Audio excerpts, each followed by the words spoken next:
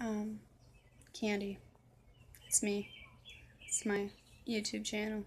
Fucking terrible intro shit. It feels so awkward. Unnatural. Anyway, so, it's a little story, I guess. Story, like, story into a story into a story, probably, really, because, well, I'm all over the place, and B, it all ties in together, so. And you kind of need to know, like, the backstory before we get to Vance in prison. Though I've already told some prison stories, so whatever. But anyhow. So, I was 19. Um, I meet this guy named Corey. I fall fucking head over heels in love with him. Like, I think he is him with capital H.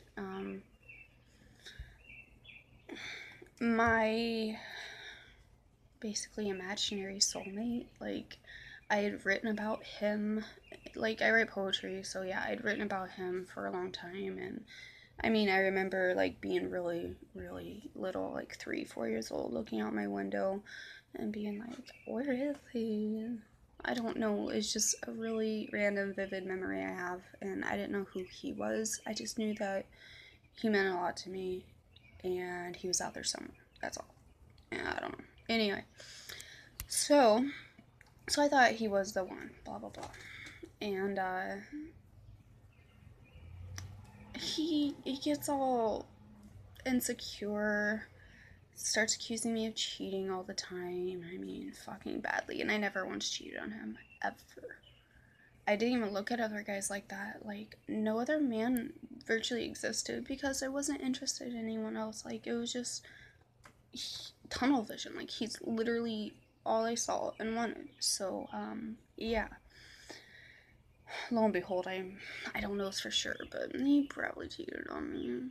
But anyway, he also accused me of doing meth, which I also did not fucking do, ever. And I mean, he got like real crazy with these accusations. Like, so there was black mold at his house, and like I tried cleaning it and shit. If anyone's ever dealt with it, it's very fucking difficult, and it's very bad for you. And like we both get sick, like really fucking sick. So anyway, and I don't know, he had a lot of insecurities and problems. Like, I had a job. I was working at Pizza Hut, and he got really insecure because I got a bag of weed off a dude there, like some fucking 19-year-old, or no, he was probably like 18. I don't know. I looked at him basically like a kid. I mean, I don't know. I've always been into older guys, and Corey was 7 years older than me, so it's like. Anyway, so I get a bag of weed from this fucking kid, and you know, go home later, and I'm like, hey, I got a bag of bud. Where'd you get them from? I'm like, oh, well, I can't remember the guy's name even. Fucking, we'll say Brian for shits and giggles. You know, Brian from Pizza Hut fucking helped me get it. Who's Brian? Some fucking kid that works there and like just started. I don't want you working there anymore. And I'm like, what? So yeah, I quit there because he was so fucking insecure. Anyhow, big mistake, of course, but I was really young and very naive. Anyway, so there's this other time where we're cuddling on the couch, and we were out of toilet paper for one, and our water was shut off. And I had a fucking runny nose, like snotty ass runny. And so anyway, it was warm enough in there. It was like probably about the time it is now, like June-ish probably. And so like we're watching movies or something. I'm just sick of fucking sniffing, you know. So like I pull my tank top off of this little camisole and blow my nose in it. Fucking toss it in the dirty clothes in the closet where I put all my dirty clothes. So anyway, like maybe 2 days fucking later, he's going through there because that's what he did. He'd go there and find my panties and be like, "This is cum. This is a condom lube stain. Like the fuck, your pussy smells like condoms." He seriously went there. What the fuck even? Anyway, so he finds that tank top and he like barges out, comes to the living room, is like, what the fuck is this? Opens it up, and fucking, of course, it's not dried, you know. He's like, opens it up, and it's all gross and crusty and like whitish. And I'm like, that's my fucking snot, Corey. You literally was right behind me when I did that, like 2-3 days ago. Blah, blah, blah, blah, blah. No, I wasn't, blah, blah, blah. Whatever, he didn't believe me. It was fucking insane. I did chill out because I was taking these fucking pills, tramadol. But anyway, and for pain. And I get little scratches. And not remember, because I've always been that way. And, well, where'd you get the scratch from? I don't fucking know. Itching my back, maybe? Maybe I ran into something on my fucking clots. I don't know. I'm sure you got it. And he'd go through a whole scenario. And I mean, like, detailed, descriptive, like, almost like a fantasy. Like, I bet you were with Chad in the break room and he had you pin over his desk. And the zipper on your jeans caused that scratch. Like, the fuck? Like, weird ass shit like that. So, anyway. So, it absolutely fucking devastated me and broke my heart because he wouldn't believe me. When I tell him, no, Corey, I'm not doing those things. I wouldn't do those things. He wouldn't believe me. He called me a fucking liar. His sister didn't like me from the get-go. She was very, used to getting all the attention, and I don't think she liked, like, when I came over for dinner, you know, and her mom and dad were really kind to me.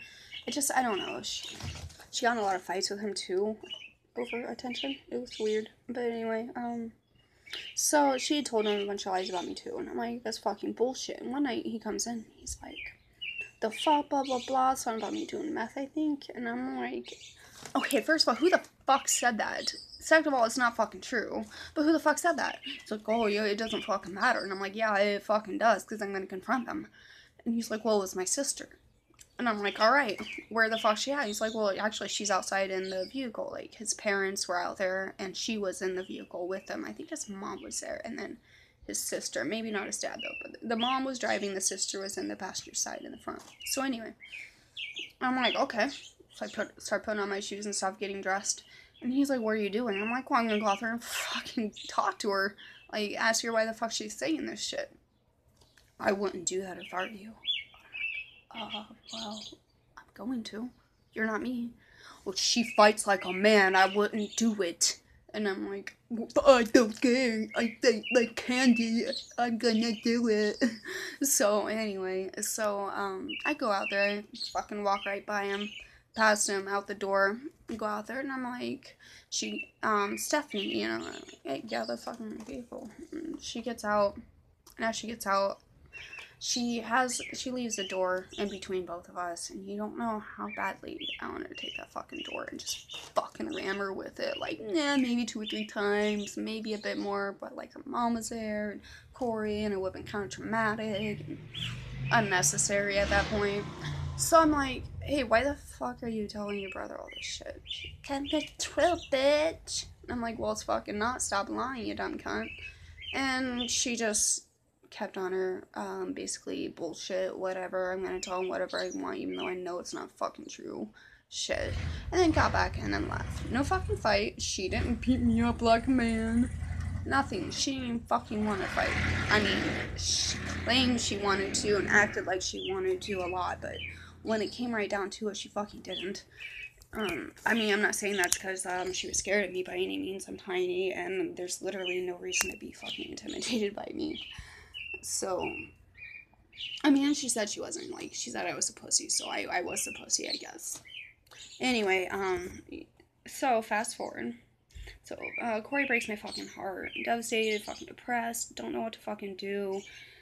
He go, like, 2 weeks without fucking talking to me at all, and we live together, so, cold shoulder, 2 weeks, someone you fucking absolutely adore and cherish, just acting like you don't fucking exist.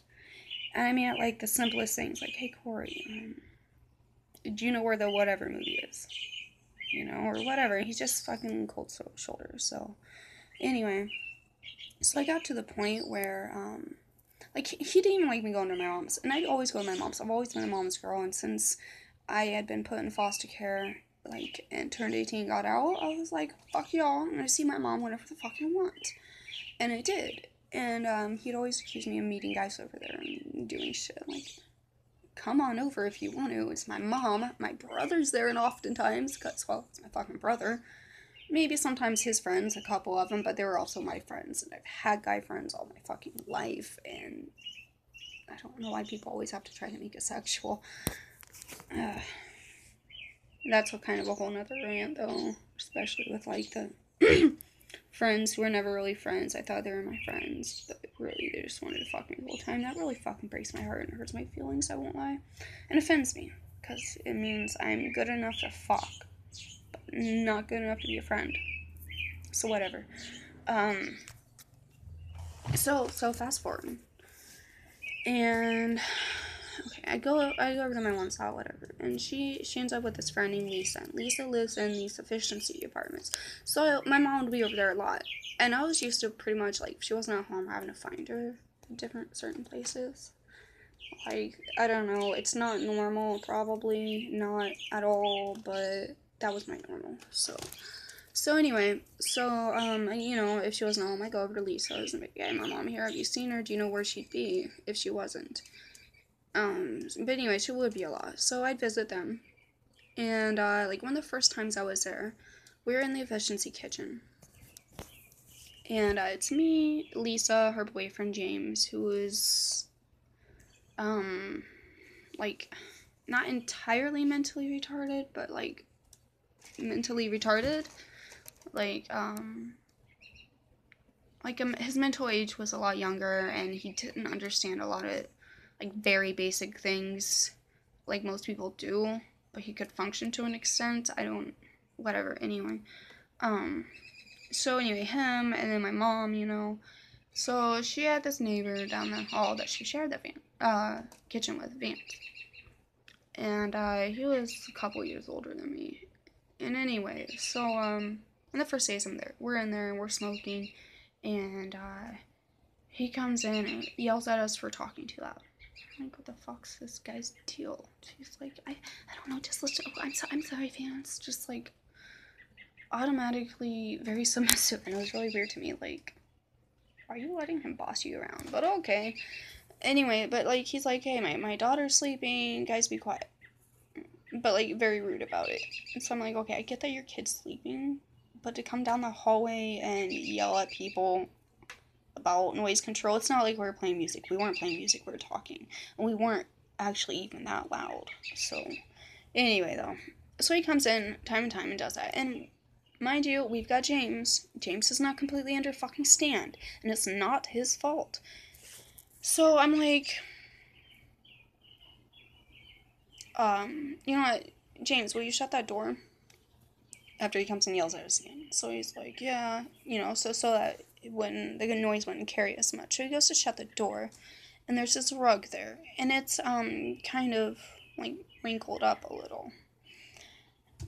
And instead of, you know, like, going to close it, and when it, like, catches, you know, looking down, being like, oh, I need to fix that, and then shut the door quietly, he just, you know, slammed it over it, and slammed the fucking door. So Vance comes in, starts fucking yelling at him right in his face. And it just fucking pissed me off. Like, he's not entirely mentally there. He did not understand that. Like, calm the fuck down. You don't need a bully. So I got in between, and I'm like, hey, shut the fuck up. You know, like, leave him alone. We're sorry. Our bad. You know, he didn't realize, or whatever. And so he got right back in my face, and it's a fucking yelling match, and I couldn't fucking stand him. I fucking hated his guts. I thought he was an arrogant, entitled, fucking, self-grandiose, that's not even a word, but whatever, prick. Controlling. And, so anyway, and I'm like, Lisa, the fuck are you letting him boss you for? Like, you pay rent here, don't you? She's like, yeah. I look at him, I'm like, so what the fuck's your deal, dude? He's like looking at her, arms crossed, like, Lisa, chill, Lisa. She's like, well, this kitchen's basically his. He owns it. I'm like, the fuck he does. The owner of this building owns it, and you both pay rent, so you both get to use it. He's like, no, bitch, no. You see that? That's mine. I bought that. You see that table? That's mine, bitch. I bought that. You see that bar thing right there? Mine. I bought that.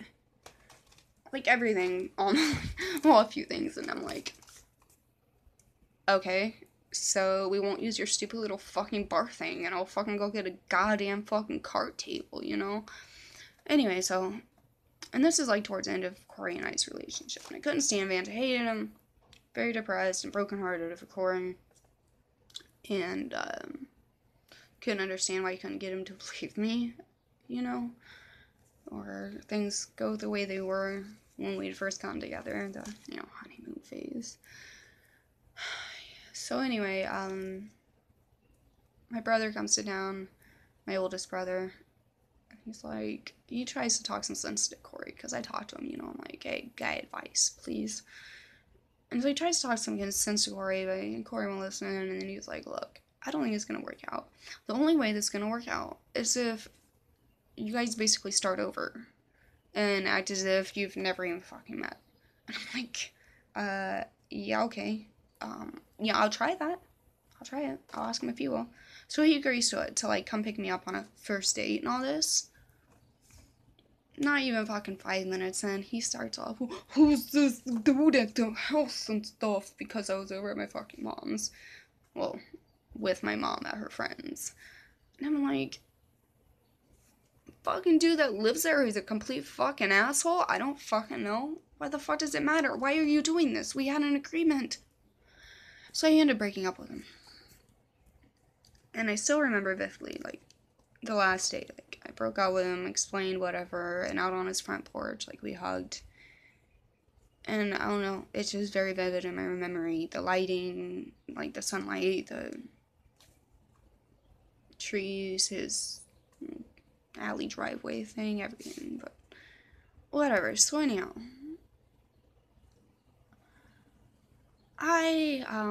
when I get really depressed and sad and shit like that, I get very self-destructive. And, I basically punished myself by being with Vance then, after that. It's like, fuck it, throw myself into this very unhealthy fucking relationship. Though I had no idea, absolutely no fucking clue how bad it would ever fucking get. I was so naive, it fucking hurts.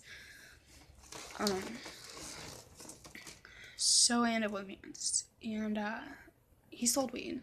So, I mean, that was a benefit, like, in the beginning, I got to smoke weed with him, like, a lot, like, all day, blunts, pretty much. And he wasn't that mean to me. I mean, of course, it was the beginning. He's kind of an ass, but not to me. So it worked out. But then as time went on, and we got, like, ended up moving to our own place, he started becoming very belittling, humiliating me in front of people, calling me stupid a lot, or insinuating it, which I still have a problem with that word and shit, or being made to feel stupid. I don't fucking like it at all. So, yeah, the belittling and humiliating, like, it took away from my sense of self and self-worth and just me. So, and after a while, and it's like psychology, if you hear something so many times, like, you end up believing it. And I did, pretty much. And, but, okay, so I learned in prison, abuse relationships, it's a cycle.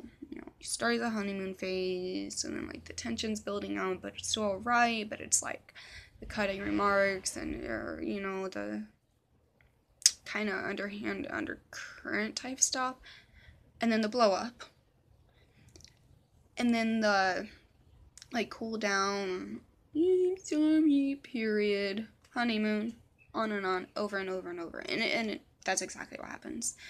So you always think about that honeymoon time. You're like, but, in your mind, you gasp for that. You're like, I know there's goodness in them. I know we can love each other. I know we can get along to an extent. And it's not even real. It's fake. It's just used to manipulate you. And that's what he did too, of course. And, and then the physical shit started. Like, he'd bite my arms a lot, really fucking hard. Like, big, huge black and blue bruises. And my mom would be like, what the fuck? And she's been in abusive relationships. And, like, that's something a lot of abusers do. It's really fucking weird from what I found out from, like, talking to people. But, And I'm like, well, Mom, he doesn't understand, like, or, you know, like, he can't tell how hard he's biting. He can't feel through his teeth, because that's what he tell me. I can't feel, bitch. I didn't know. I need new teeth. I got teeth problems. I'm gonna get dentures and blah, blah, blah. I can't have a normal job because my kidneys. I had a job, my kidney, and then I have surgery in my kidney, emergency surgery, and I lost it when, so I thought, wait, no. Okay. Anyway, so, like, he tried pushing me off a building once. Like, I mean, literally off the top of a fucking building, and I only didn't fucking fall because the girl right next to me happened to see him coming at me and fucking caught me by my coat and, like, pulled me back on. But, and that night was fucking awful. Ugh, man, I have way too much fucking talk about, but I'm gonna end it probably right around here. But yeah, he was a fucking complete prick and an abuser. And, well, god damn it.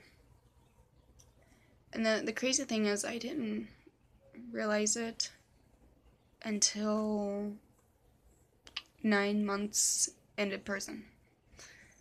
I was completely loyal to him, even in prison.